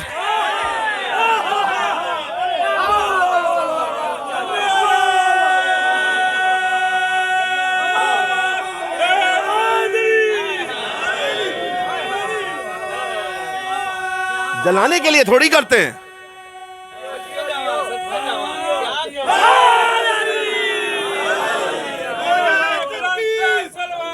اللہم صلی اللہ نعرہ تکبیر، اللہ نعرہ رسالت، نعرہ حیدری۔ بھائی یہ تولا اور تبرہ لوگوں کو جلانے کے لیے نہیں ہے، جلنے سے بچانے کے لیے ہے، تاکہ ان کو مانے جن کو اللہ نے منوایا ہے جہنم سے بچ جائیں۔ اگر اس نیت کے ساتھ ہوگا نا آقا تو ہمدردی والا تبرہ ہوگا، پھر جلانے کے لیے نہیں ہوگا۔ پھر جملات اس لیے نہیں مرتب کیے جائیں گے کہ لوگوں کا دل جل جائے، پھر جملات اس لیے مرتب کیے جائیں گے کہ لوگ ہدایت کی طرف آ جائیں۔ تو ہم جمل بھی بیان کریں گے، ہم بدر بھی بیان کریں گے، ہم احد بھی بیان کریں گے، ہم صفین بھی بیان کریں گے, ہم نہروان بھی بیان کریں گے, کیونکہ ہمارا عقیدہ کف اللسان کا نہیں ہے. کف اللسان کیا عقیدہ ہمارے بھائیوں کا؟ ایک عقیدہ ہے کہ علی بھی جنگ میں, مد مقابل بھی کوئی شخص جنگ میں, اور دونوں ان کے نزدیک محترم ہیں. ہمارا کیا ہے؟ لاجیکل آرگومنٹ ہے ہمارا. دیکھیں اس کو سمجھیے, لاجیکل ہے یہ. ہمارا عقیدہ یہ ہے کہ دو باطل تو آپس میں ٹکرا سکتے ہیں,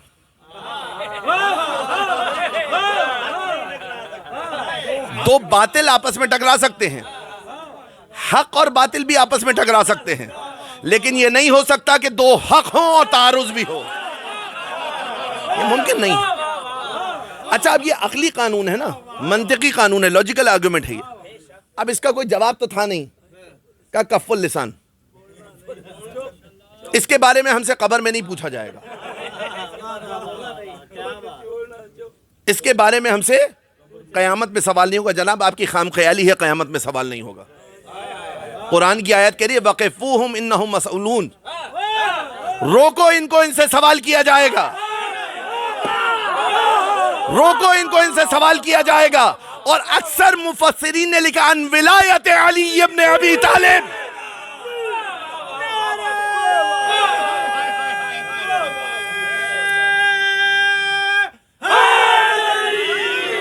ان ولایت علی ابن ابی طالب.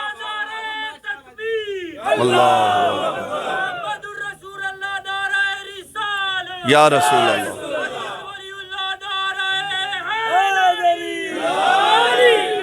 تو اگر لاجیکل آرگومنٹ کرنا, علمی استدلال کرنا, یہ تو علمی معاشرے کا حسن ہے. علمی معاشرے میں زبان پر تالے نہیں لگائے جاتے ہیں. زبان پر اگر تالے لگا دیے جائیں تو علم ترقی نہیں کرتا. میں اسی لیے اپنے بھائیوں سے کہتا ہوں جو یہاں بھی موجود ہے, اگر آپ ہماری کتابوں کو مت پڑھیں, آپ بہار الانوار نہ پڑھیں, آپ اصول کافی نہ پڑھیں, آپ سیاہ ستہ پڑھیں. آپ کے سامنے واضح ہو جائے گا علی کون تھے.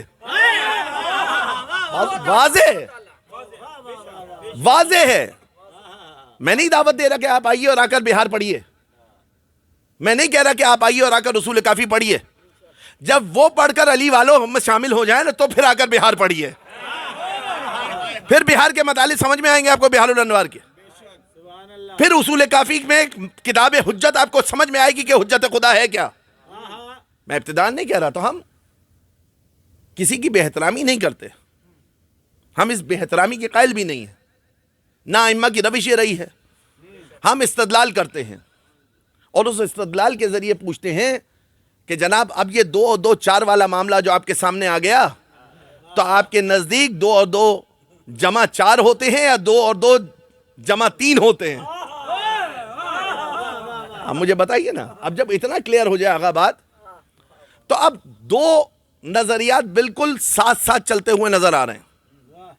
لیکن میں ولایت کو بیان کر رہا ہوں, ولایت کو قرآنی حکم بیان کر رہا ہوں کہ قرآن نے حکم دیا انما ولیکم اللہ ورسولہ والذین آمنوا الذین یقیمون الصلاۃ ویؤتون الزکاۃ وہم راکعون, کہ تمہارا ولی اللہ ہے, اس کا رسول ہے, اور وہ صاحبان ایمان جو حالت رکوع میں زکات دے.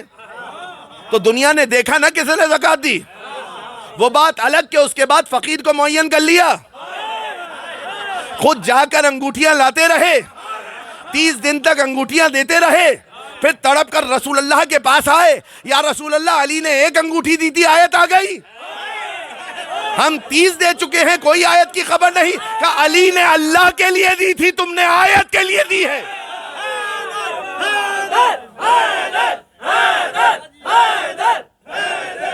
اب یہ خدا معین کر رہا ہے نا. اللہم صلی علی محمد و آل محمد. ولایت کا پیغام قرآن کا پیغام ہے. ہم ولایت کو اپنی جیب سے نہیں نکال رہے ہیں, ہم امامت کا عقیدہ اپنی جیب سے نکال کر بیان نہیں کرتے. ہم بتاتے کہ امامت کا عقیدہ بھی قرآنی, ولایت کا عقیدہ بھی قرآنی, علی کو ولی اللہ رسول نے بنایا, رسول کی عصمت کا عقیدہ قرآنی, رسول کی قول کا حجت ہونے کا عقیدہ قرآنی. بس فرق اتنا ہے کہ جو رسول نے دیا ہم نے لے لیا, اور جس سے رسول نے روکا اس سے رک گئے، کیونکہ قرآن نے بیان کیا تھا ما آتاکم الرسول فخذوہ ما نہاکم عنہ فانتہوا، جو رسول دے لے لو، جس سے روکے اس سے رک جاؤ۔ تو ہم قرآن کی تعلیمات پر عمل کرنے والے ہیں آقا۔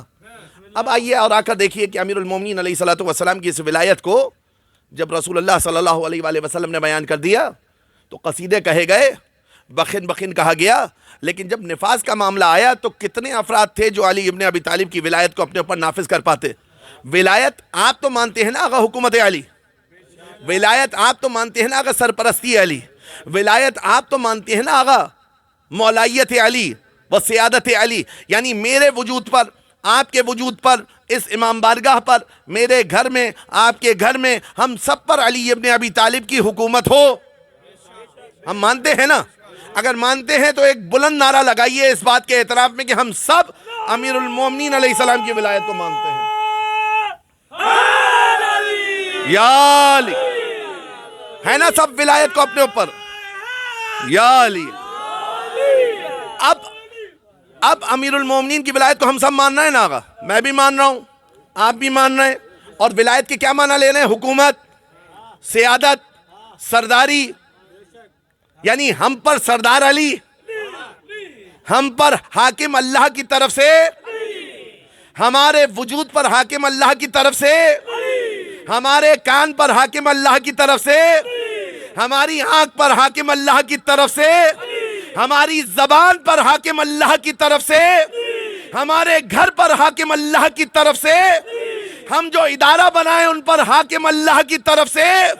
تو آقا جب سب چیزوں پر علی کی ولایت ہوگی، آنکھ پر علی کی ولایت، کان پر علی کی ولایت، زبان پر علی کی ولایت، دل میں علی کی ولایت، گھر میں علی کی ولایت، آفس اگر بنا رہا ہوں تو علی کی ولایت، امام بارگاہ اگر بنا رہا ہوں تو علی کی ولایت، تو ہوگا کیا؟ پھر آنکھ میری ہوگی دیکھے گی علی کی مرضی سے، پھر کان میرے ہوں گے سنیں گے علی کی مرضی کا، پھر زبان میری ہوگی کلام علی کی مرضی کا ہوگا، پھر دل میرا ہوگا خیال علی کی مرضی کا ہوگا، پھر گھر میرا ہوگا نظام علی کی مرضی کا ہوگا۔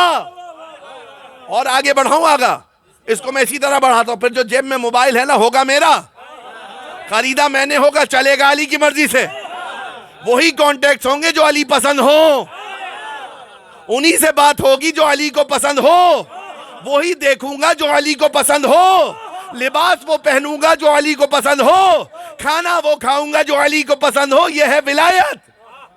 تو اب آپ بتائیے 1400 سال بعد جب صرف وہ کلمات جو ہمارے پاس ہیں ہمارے لیے اتنے مشکل ہو رہے ہیں، تو 1400 سال پہلے جب ولایت پیش کی ہوگی لوگ کتنا تل ملائے ہوں گے۔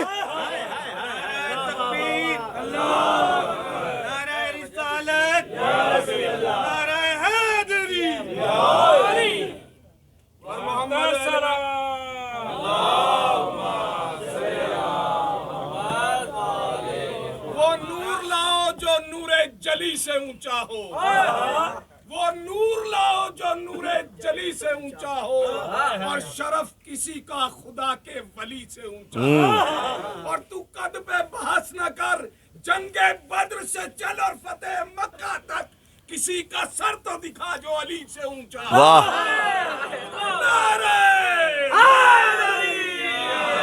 توجہ ہے آقا۔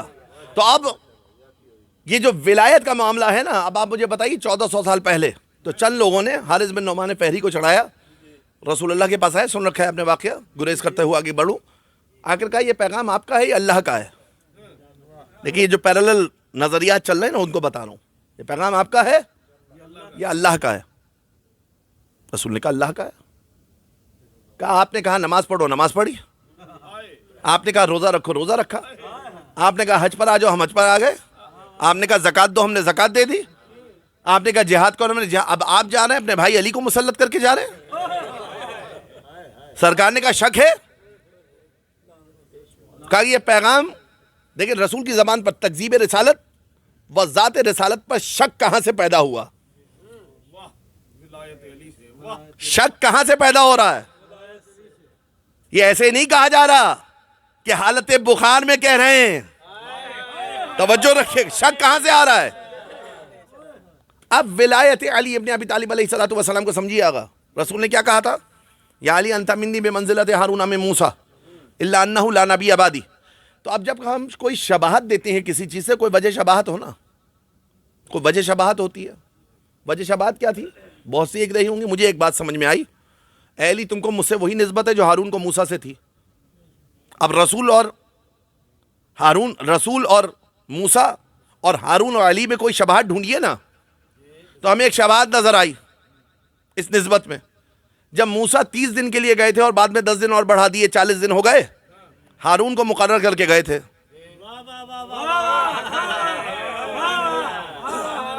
ہارون کو مقرر کیا تھا جانشین کے طور پر، اللہ کی طرف سے مقرر کیا تھا جانشین کے طور پر. قوم نے کیا کیا؟ اپنے ہاتھوں سے ایک بچھڑا بنایا، ہارون کو چھوڑ کر اس بچھڑے کے سامنے اپنے سر کو جھکانا شروع کر دیا. اگر ہارون کی اتباع کرتے تو اللہ کی اطاعت میں رہتے. اب جیسے ہی نمائندہ الہی کو چھوڑا، شرک میں مبتلا ہو گئے. توجہ رکھیے گا، رسول نے کہا تھا یا علی انت منی بے منزلت ہارون من موسیٰ الا انہ لا نبی بعدی، مگر یہ کہ میرے بعد کوئی نبی نہیں ہے. اے علی تم کو مجھ سے وہی نسبت ہے جو ہارون کو موسیٰ سے تھی. اب گویا رسول فرما رہے ہوں، اے میری امت سنو، ایسا نہ ہو میرے بعد اپنے ہاتھوں سے کوئی بچھڑا بنا لو.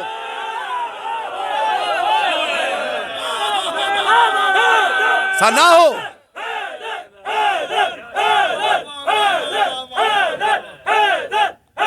ایسا نہ کرنا.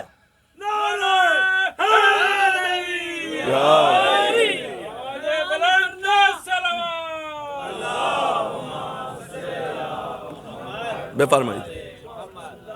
خیال کرنا علی کا دشمن کئی لباسوں میں ڈل رہے ہیں. خیال کرنا علی کا دشمن کئی لباسوں میں ڈل رہے ہیں.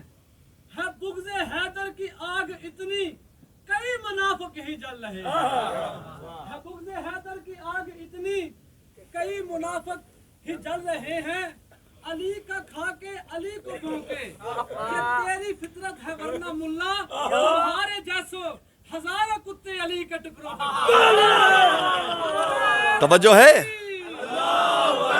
تو آپ رسول، یا رسول اللہ،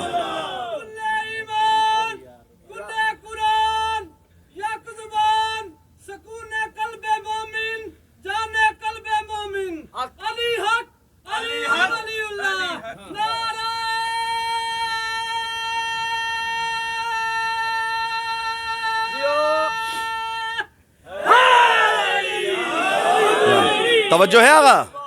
تو اب رسول کی تعلیمات کے مطابق ہم نے امیر المومنین علیہ الصلوۃ والسلام کو ہدایت قرآن کے مطابق، ولی خدا کو امیر المومنین علیہ السلام کو ہم نے اپنا امام قرار دیا. آپ ہم سے سوال مت کریں کہ ممبر پر بیٹھتے ہی آپ کو علی کے فضائل کیوں یاد آ جاتے ہیں. یہ سوال ہے نا ہم سے آغا. دیکھیں، ہم سے سوال نہ کریں کہ ہمیں علی ابن ابی طالب کے فضائل کیوں یاد آتے ہیں. ہم پابند ہیں تعلیمات محمد مصطفیٰ صلی اللہ علیہ وآلہ وسلم کے. سرکار نے ہم سے کہا زینوا مجالسکم بذکر علی، اس لیے ہم مجلسوں میں علی علی کرتے ہیں. مدینہ جائیے، رسول سے سوال کیجئے، یا رسول اللہ آپ نے علی کے ذکر کا کیوں کہا. تو یہ علی ابن ابی طالب علیہ السلام، اچھا یہ کسی کی میراث بھی نہیں آگا. ایسا نہیں ہے کہ میں اور آپ امیر المومنین علیہ السلام کا ذکر کر رہے ہیں تو ذکر علی آگے بڑھ رہا ہے. نہیں، یقین جانیے اگر پوری کائنات بھی علی کا ذکر کرنا چھوڑ دینا، علی کی عظمت میں رتی برابر کوئی فرق نہیں آنے والا. تو اب دو پیرالل نظریے چلے اور اسی کو مجھے بڑے ٹھنڈے لہجے کے ساتھ آپ کے سامنے اب بیان کرنا ہے تاکہ یہ سمجھ میں آ جائے ہوا کیا. کیونکہ عموماً آگا کیا ہوتا ہے، ہم جو ایک خاص ہمارا سبق اور طریقہ کار ہو چکا ہے، اللہم صلی علی محمد و آل محمد وجل، یہ جو طریقہ بن چکا ہے نا آغا کہ ہم اپنے نکات کو ثابت کرنے کے لیے تھوڑی آواز بلند کرتے ہیں. ہماری بھی عادت ہو چکی ہے، ظاہر بات ہے ممبر کی اب ہمارے بر صغیر میں یہی آداب ہے. لیکن اگر ہم صحیح طریقے سے کچھ چیزوں کو آگے پہنچانے میں کامیاب ہو گئے تو یقین جانیے مکتب تشیع کی بہت بڑی خدمت ہوگی. اور میں اور آپ کچھ نہیں ہے، شاید اس پرندے کی جگہ، اس پرندے کی حیثیت کے مطابق، اس پرندے کی طرح ہمارا نام بھی مکتب کے مبلغین میں آ جائے. اگر حتاکی سے کوئی قریب نہیں آتا، بے ادبی سے کوئی قریب نہیں آتا، بدتمیزی سے کوئی قریب نہیں آتا، لہجے کو خراب کر کے کوئی قریب نہیں آتا. اگر آپ کے دل میں ہدایت کا شوق ہے نا، تو امت کا درد پیدا کرنا ہوگا.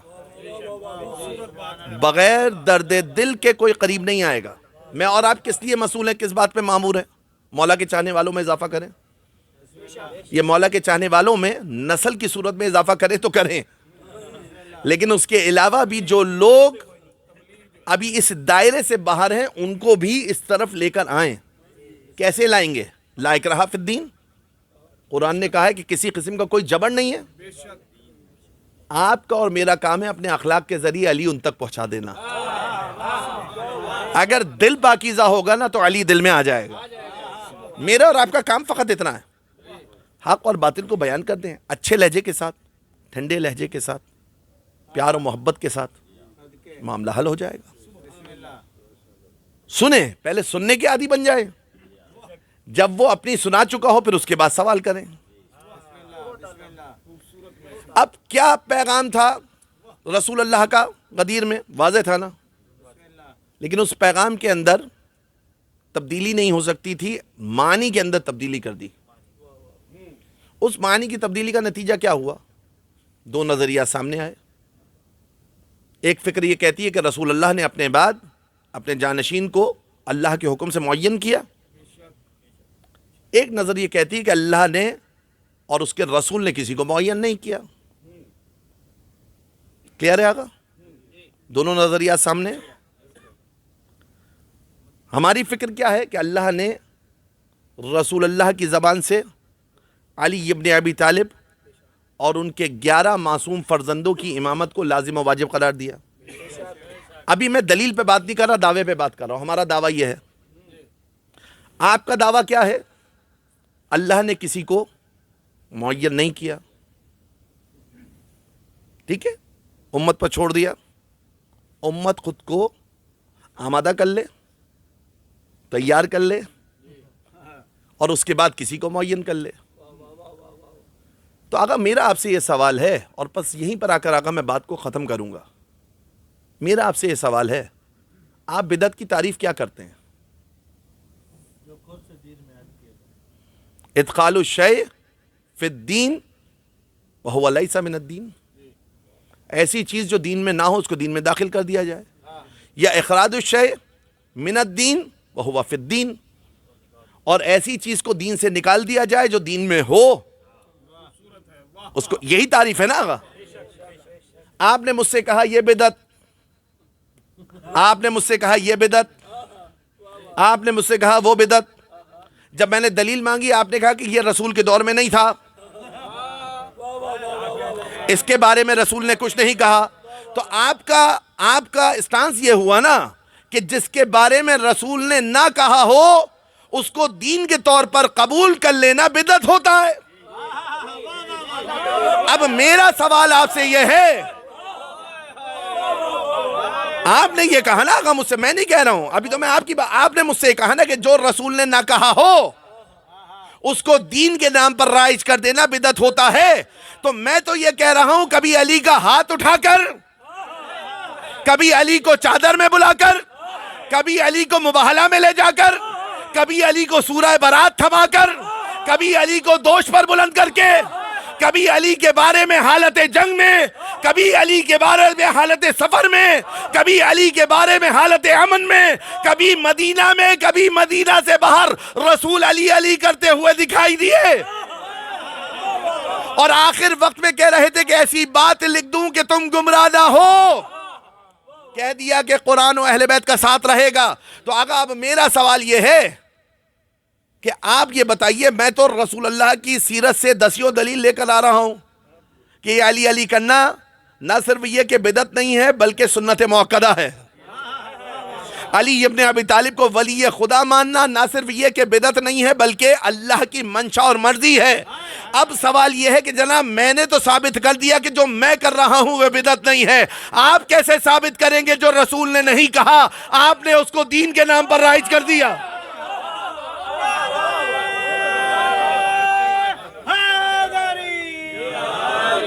سوچتے رہیے اس پر، سوچتے رہیے، اور یہ پیغام بڑے ٹھنڈے لہجے کے ساتھ، بڑے پیار و محبت کے ساتھ آپ اگر سمجھیں نا کہ کوئی ہدایت کی طرف آ سکتا ہے تو اس تک پہنچائیے۔ دیکھیں ہمارا انداز بہت مہم ہے تبلیغ کے لیے، بہت مہم ہے۔ امام سجاد علیہ السلام سے شام میں کسی نے کہا تھا نا، جب امام کا کاروان شام پہنچا، تبلیغ کیا ہوتی ہے؟ درد دل ہونا چاہیے مبلغ کے دل میں۔ جو میں نے کہا نا کہ تبرہ لوگوں کو جلانے کے قصد سے نہیں، جلنے کے بچانے کے قصد سے جب کیا جائے تو حتاقی نظر نہیں آئے گی، تو بدتمیزی نظر نہیں آئے گی۔ پھر ہدایت کے لیے ہم اور آپ اپنے بچے کو کیسے نصیحت کرتے ہیں؟ نادان کو حتاقی کرتے، توہین کرتے۔ ماڈرن تربیت کے جو طریقے ہیں وہ آپ نے سن رکھے، تعلیمات ائمہ اہل بیت اطہار علیہ السلام کو بھی دیکھیں۔ شخص غلط وضو کر رہا ہے، امام حسن امام حسین کر کے دکھا رہے ہیں صحیح طریقے سے۔ اگر یہی کہتے کہ اتنی عمر ہو گئی اب تک تجھے وضو کرنا نہیں آیا، یہ انداز اہل بیت نہیں آگا۔ ایک وہ دشمن ہے آگا جو کھلا ہوا دشمن ہے، اس کے سامنے خضوع و خشوع منائے۔ ایک وہ مخالف ہے جس بیچارے تک حق پہنچا ہی نہیں، اس تک حق کو حق طریقے سے پہنچانا ضروری ہے۔ جب امام سجاد کاروان کو لے کے شام میں پہنچے نا آگا، ایک شخص چبوترے پر بیٹھا ہوا تھا، اس نے سنا باغیوں کا لشکر ہے، اس کے مردوں کو مار دیا گیا، اس کے گھر والوں کو اسیر کر کے لا رہے ہیں، کہنے الحمدللہ الذی، حمد ہے اس خدا کی کہ جس نے تمہارے ساتھ یہ کیا۔ اللہ اکبر۔ اگر کتنا سخت مرحلہ تھا۔ آج 1400 سال بعد جب ہم یہ جملات پڑھتے ہیں ہماری زبان میں لکنت آ جاتی ہے۔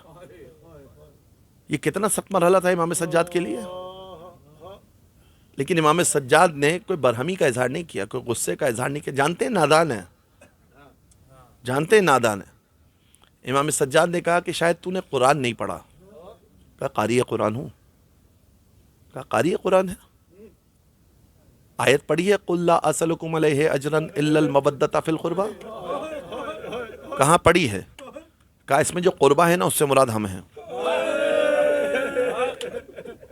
غور سے سننے لگا کہ آیت پڑھی ہے سورہ احزاب کی، انما یرید اللہ لیذھب عنکم الرجس اہل البیت۔ کہاں پڑھی ہے؟ کہا یہ اہل بیت ہم ہیں۔ وہاں کیا کہا تھا؟ باغی کا لشکر ہے نا، پروپیگنڈا یہ تھا۔ امام سجاد اور جناب زینب نے کیسے اس پروپیگنڈے کو توڑا ہے؟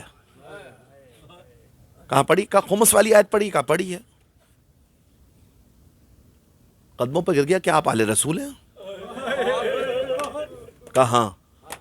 بیان کیا جاتا ہے اس نے تلوار کو یزیدی لشکر کے کسی سپاہی سے چھینا اور لشکر پر حملہ کر دیا۔ بعض روایات میں اس کو قتل کر دیا گیا۔ کتنی دیر کے لیے اہل بیت کے پاس آیا گا؟ لیکن امام سجاد نے اس کے دل کے بتوں کو اپنی نرم زبان سے توڑا۔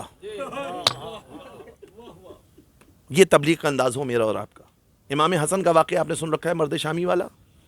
امام کاظم کا واقعہ سن رکھا ہے آپ نے، ان سب نے کیسے دین کو پہنچایا ہے۔ لوگ آ کر ان کے سامنے ناسزا، برا بھلا اور سخت الفاظ ان کے لیے اختیار کر رہے ہیں وہ نادان افراد جن کو نہیں پتا تھا یہ کون ہے۔ وہی امام جب حاکم شام سے مخاطب ہے نا تو انداز الگ ہے، جابر بادشاہ کے سامنے انداز الگ ہے، ایک عام نادان کے سامنے انداز الگ ہے۔ ان مفاہیم کو اسی طریقے سے لیجئے۔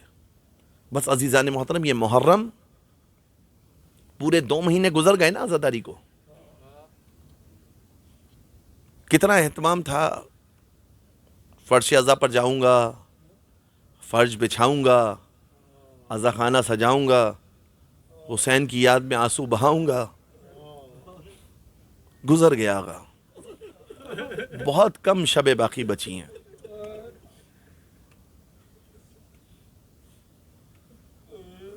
بہت کم شب باقی بچی ہیں. خدا کرے کہ ہم سب ان ایام عزا میں حسینی ہو چکے ہوں. فرش پر آنا اور حسینی ہونا دو الگ الگ کمالات ہیں. یا ابا عبداللہ آپ کا ذکر کیا، آپ کی یاد میں آنسو بہائے، آپ کا نام لیا، اس کو سن کر گریہ کیا، اس کو اپنی بارگاہ میں قبول فرمائے، اس اعتراف کے ساتھ کہ حق تو یہ ہے کہ حق ادا نہ ہوا. جو حق تھا نا آپ پر گریے کا، وہ ادا نہیں ہو سکا. جو حق آپ کا ہماری گردن پر تھا نا مولا، وہ ہم ادا نہیں کر سکے اور نہیں کر سکتے. بس اتنا سن لیجئے کہ کل ہی کی بات لگ رہی ہے نا کہ جب ہلال محرم نمودار ہوا ہوگا، آپ سر و سینہ پیٹتے ہوئے فرش عزا پر آئے ہوں گے. اب یہ نعمت عزا کچھ دنوں کے بعد ہم سے رخصت ہوگی. مولا کا فرمان ہے الفرصت و تمر و مرت صحاب. فرصت جو ہوتی ہے نا وہ بادلوں کی مانند ہوتی ہے. جب بادل گزر جاتے ہیں نا اور دھوپ کی تپش انسان کے وجود کو جلانے لگتی ہے تو انسان کو سمجھ میں آتا ہے کتنی بڑی فرصت تھی. اے حسین آپ کا ذکر بھی ہمارے لیے بہت عظیم نعمت تھی. ایک یا حسین کہہ کر ہم اپنے نامہ اعمال کو پاک کر لیتے ہیں. بس عزیزان محترم وہی پیغام لے کر ایک وہ بی بی آ رہی ہے کہ جو اپنے بچوں پر نہ روئی. ابتدا بی بی کے نام سے ہوئی تھی، چاہتا ہوں آخری مجلس بھی انہی کے ذکر پر تمام کروں. شب عاشور ہر ماں بیٹھی ہوئی اپنے بچوں کو سمجھا رہی تھی آمادہ ہیں نام مصائب سننے کے لیے. آج یہ آخری مجلس ہے، اس کے بعد اللہ جب توفیق دے تو پھر فرش عزا پر آئیں گے. شب عاشور جناب زینب بچوں کو لے کر بیٹھی. جعفر طیار کے پوتے ہو، علی مرتضیٰ کے نواسے ہو، کل جا کر تمہیں جنگ کرنی ہے. روز عاشور آ گیا، ایک ایک کر کے شہداء کے لاشیں آنے لگے. جناب زینب نے بچوں کو بلایا، کیا نصیحت کی تھی، میدان میں کیوں نہیں گئے؟ بچوں نے ہاتھ جوڑ لیے، مادر گرامی کیا کریں، مامو جان جانے نہیں دیتے. بچے میدان میں گئے، جا کر تلوار چلائی. بالآخر لوگوں نے گھیر کر ان پر حملہ کیا. دونوں بھائی زخمی ہوئے. خیمے کی طرف رخ کیا، صدا دی یا خالہ ادرکنی، اے میرے ماموں مدد کے لیے آئیے. ادھر سے حضرت عباس چلے، ادھر سے امام حسین چلے. بچوں کے جب نیم جاں بدن لے کر خیمے میں آئے نا، ابھی بچوں کی روح پرواز نہیں کری ہے، جان باقی ہے. بچوں کے لاشوں کو، بچوں کے بدنوں کو لا کر خیمے میں رکھ دیا گیا. اس سے پہلے کیا ہو رہا تھا، جب بھی کسی شہید کا لاشا آتا تھا جناب زینب آگے بڑھ کر استقبال کرتی تھی. اگر اس کی بیوہ وہاں موجود ہوتی اس کو سینے سے لگاتی، اگر اس شہید کی ماں وہاں موجود ہوتی اس کو دلاسا دیتی، اگر بیٹی ہوتی اس کے سر پر ہاتھ پھیرتی. مگر اب جب اون و محمد کے جسم آئے ہیں نا تو زینب نظر نہیں آ رہی. جناب فضہ سے کہا دیکھو، جا کر دیکھا بی بی اپنے خیمے میں موجود ہیں، سر کو خالق کی بارگاہ میں رکھا ہوا ہے خاک پر. پروردگار زینب کی قربانی قبول فرما. بی بی زینب کو لایا گیا. بیان کرنے والے بیان کرتے ہیں بی بی دونوں جسموں کے درمیان آ کر بیٹھ گئیں، ایک طرف اون کا بدن، ایک طرف محمد کا بدن. اور آ کر بی بی نے بچوں کے چہرے پر ایک نگاہ ڈالی. نہ جانے آنکھوں میں ماں بیٹوں کے درمیان کیا بات ہوئی. بڑے بیٹے نے خطاب کیا، اماں قسم لے لو دریا پر گئے تھے مگر آب فرات سے آپ. رضایت کا اظہار ہوا، بچوں کی روح پرواز کر گئی. کہا ہے جناب زینب نے گریہ نہیں کیا. شام غریبہ آ گئی، زینب بچوں کو نہ روئی. 11 محرم کو مقتل سے گزاری گئیں. امام حسین کے لاشے پر خود کو گرایا، ناقے سے گریں، کوہنیوں کے بل چلتے ہوئے آئیں. آ کر کہا وا محمدہ وا جدہ ہاذا حسین مرمل بالدماء و مقطع العزا و بناتوں کا سبایا. ہائے رسول اللہ، آپ کا حسین خاک و خون میں کیسے غلطہ ہے. اس کے اعضائے بدن کو کاٹ دیا گیا ہے اور آپ کی بیٹیاں اسیر ہیں. وہاں پر عباس کو روئیں، حسین کو روئیں، قاسم کو روئیں، مگر اون و محمد کو نہ روئیں. راستے میں کبھی حسین کے سر پر نگاہ کی، واہ حسینہ. کبھی عباس کے سر پر نگاہ کی، واہ عباسہ. کبھی اکبر کا سر دیکھا، واہ اکبرہ. کبھی اصغر کا سر دیکھا، واہ اصغرہ. کبھی قاسم کا سر دیکھا، واہ قاسمہ. مگر اون و محمد کو نہ روئیں. زندان میں چلی گئیں. زندان میں کبھی رات کی تاریکی میں بھائی کی یاد ستائی، وہ حسینہ کہہ کر گریہ کیا، وہ اکبرہ کہہ کر گریہ کیا، وہ قاسمہ کہہ کر گریہ کیا، مگر اون و محمد کو زینب نہ روئی، زندان سے رہا ہوئی۔ میں نے بیان کیا تھا آپ کے سامنے، شہداء کے سر آئے، سب کا ماتم کیا، مگر اون و محمد کا ماتم نہ کیا۔ زندان سے چلی کربلا پہنچی۔ اب جب کربلا بی بی پہنچی ہے نا، اور امام حسین علیہ السلام کی قبر مطہر پر 3 دن تک ماتم ہوتا رہا، 3 دن تک بیبیاں روتی رہیں۔ اس کے بعد امام سجاد نے آ کر کہا پھوپھی اماں بابا کا پیغام لے کر جانا ہے۔ اس کو میر انیس نے بڑے عجب انداز سے قلم بند کیا ہے۔ اگر ایک زائر کے لیے، آپ میں سے بہت سے لوگ زیارت کر چکے ہوں گے نا امام حسین کی اور دیگر معصومین کی بھی، ذرا رک کر سن لیجئے، سب سے زیادہ سخت ایک زائر کے لیے حسین کے روضے سے ودا کرنا ہے۔ جانتے ہیں زائر کی کیفیت کیا ہوتی ہے جب امام حسین کے روضے سے ودا ہوتا ہے؟ وہ آتا ہے امام حسین علیہ السلام کی زیارت ودا پڑھتا ہے، اے مولا اس زائر کو پھر توفیق دیجئے گا کہ ہم آئیں، یہ زیارت ہماری آخری زیارت نہ ہو۔ اب آ کر وہ زری سے نکلنا چاہتا ہے، نہ جانے کون سی کشش ہے، دوبارہ لپٹ کر زری سے رونے لگتا ہے۔ پھر قافلہ سالار نے کہا ہوتا ہے نا اس مقرر وقت پر آنا ہے، پھر وہ آتا ہے حرم کے دروازے پر، پلٹ کر دوبارہ زری کی طرف حسرت سے دیکھتے، نہ جانے پھر یہ آنکھوں کو نصیب ہو یا نہ ہو۔ حرم سے باہر آتا ہے، بار بار پلٹ کر دیکھتا ہے۔ ہمارا اپنا تجربہ ہم بتا رہے ہیں کہ لوگ اسی طریقے سے کرتے ہیں۔ اب بس میں سوار ہو گیا ایئرپورٹ جانے کے لیے یا اپنے منزل پر جانے کے لیے، پلٹ کر امام حسین کے روضے کو دیکھتا رہتا ہے۔ آخر میں کہیں دور سے حسین کا گنبد نظر آتا ہے نا، حسین کے روضے کے مینان نظر آتے ہیں، وہیں سے کہتا ہے یا ابا عبداللہ یہ زیارت آخری نہ ہو، مولا دل سے نہیں ہو سکا، آپ کی زیارت کے دن تمام ہو گئے۔ کتنا سخت ہوتا ہے اگر ایک عام زائر کا آج حسین کے روضے سے ودا ہونا۔ ذرا کوئی زینب کے دل سے پوچھے 3 دن کے بعد، اچھا آج تو روضے کے اوپر سائبان موجود ہے نا، آج تو روضے پر گنبد موجود ہے، کوئی زینب کے دل سے پوچھے کہ دن کی دھوپ میں بھائی کی قبر کو چھوڑ کر جانا کیسا۔ میر انیس نے اس کو بیان کیا ہے، کہ جب جناب زینب آئی ہیں نا کربلا چہلم کے دن، تو جناب زینب نے بیان کیے، میں جانتی تھی شہر بسا ہوگا بھائی کا، ہوگا ہجوم قبر پہ ساری خدائی کا، چہلم کروں گی دھوم سے میں کربلائی کا، پرساں بھی یہاں کوئی نہیں زہرا کی جائی کا، منہ ڈھانپنے کو آپ ہی پلہ بھی لیتی ہوں اور اپنے دل کو آپ ہی پرسا بھی دیتی ہوں، چہلم تو کر چکی میں دل افگار یا حسین، اب روزہ کس طرح سے ہو تیار یا حسین، بیٹا بھی اور بہن بھی ہے نادار یا حسین، آخر کبھی تو آئیں گے زوار یا حسین، تکیہ ہے کارسازی ہے پروردگار پر، ارے اس دم تو صاحبہ بھی نہیں ہے مزار پر۔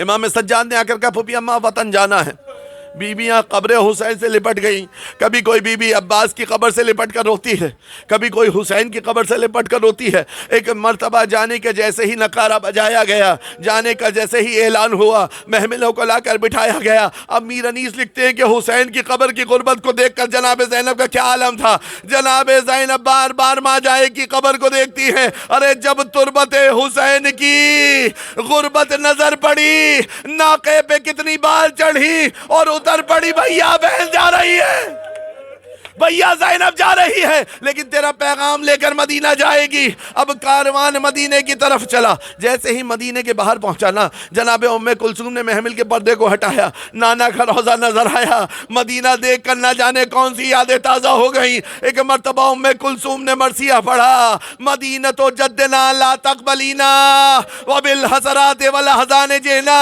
اے ہمارے جد کے مدینہ ہمارے آنے کو قبول نہ کرنا، بڑے رنج و غم کے ساتھ واپس آئے ہیں۔ بس بشیر کو بلایا گیا، اعلان ہوا، اب قبر نبی پر سیدانیہ پہنچی۔ جب قبر نبی پر پہنچی ہے تو ناقے کے بیٹھنے کا انتظار نہ کیا، ناقے کے بیٹھنے کا انتظار نہ کیا، خود کو ناقے سے گرا دیا۔ زینب آئی رسول کے روضے پر اور آنے کے بعد فریاد کی، تعویذ قبر سے لپٹ گئی، یا رسول اللہ آپ کی نواسی آ گئی، یا رسول اللہ آپ کی بیٹیاں در در پھرائی گئی، یا رسول اللہ کہیں ہم پر۔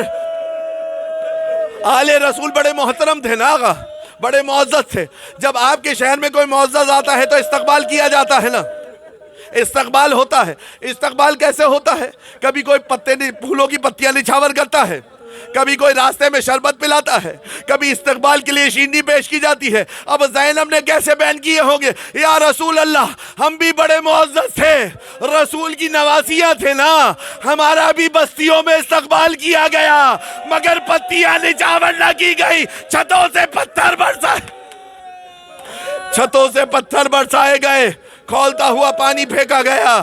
بس زینب تعویذ قبر سے لپٹ کر فریاد کر، یا رسول اللہ تیرے حسین کا پرسا، اے رسول اللہ آپ کے عباس کا پرسا، اے رسول اللہ آپ کے قاسم کا پرسا۔ اونو محمد کا نام زبان پر نہ آیا، ایک گٹھری کو کھولا، کہا نانا مسافرہ نواسی آ گئی، نانا مسافرہ نواسی آ گئی۔ مسافر جب آتا ہے سوغات لے کر آتا ہے نا، زینب بھی آپ کے لیے سوغات لائی ہے، یہ سوغات آپ کی امت نے دی ہے، یہ کہہ کر کرتے کو نکالا، حسین کا خون آلود کرتا قبر نبی پر بچھا دیا، قبر لرزنے لگی، دستے ادب جوڑ کر کہوں یا رسول اللہ حسین کا زخمی کرتا برداشت نہ ہوا، حسین کا خون آلود کرتا برداشت نہ ہوا۔ زینب 70 قدم کے فاصلے سے حسین کے گلے پر خنجر۔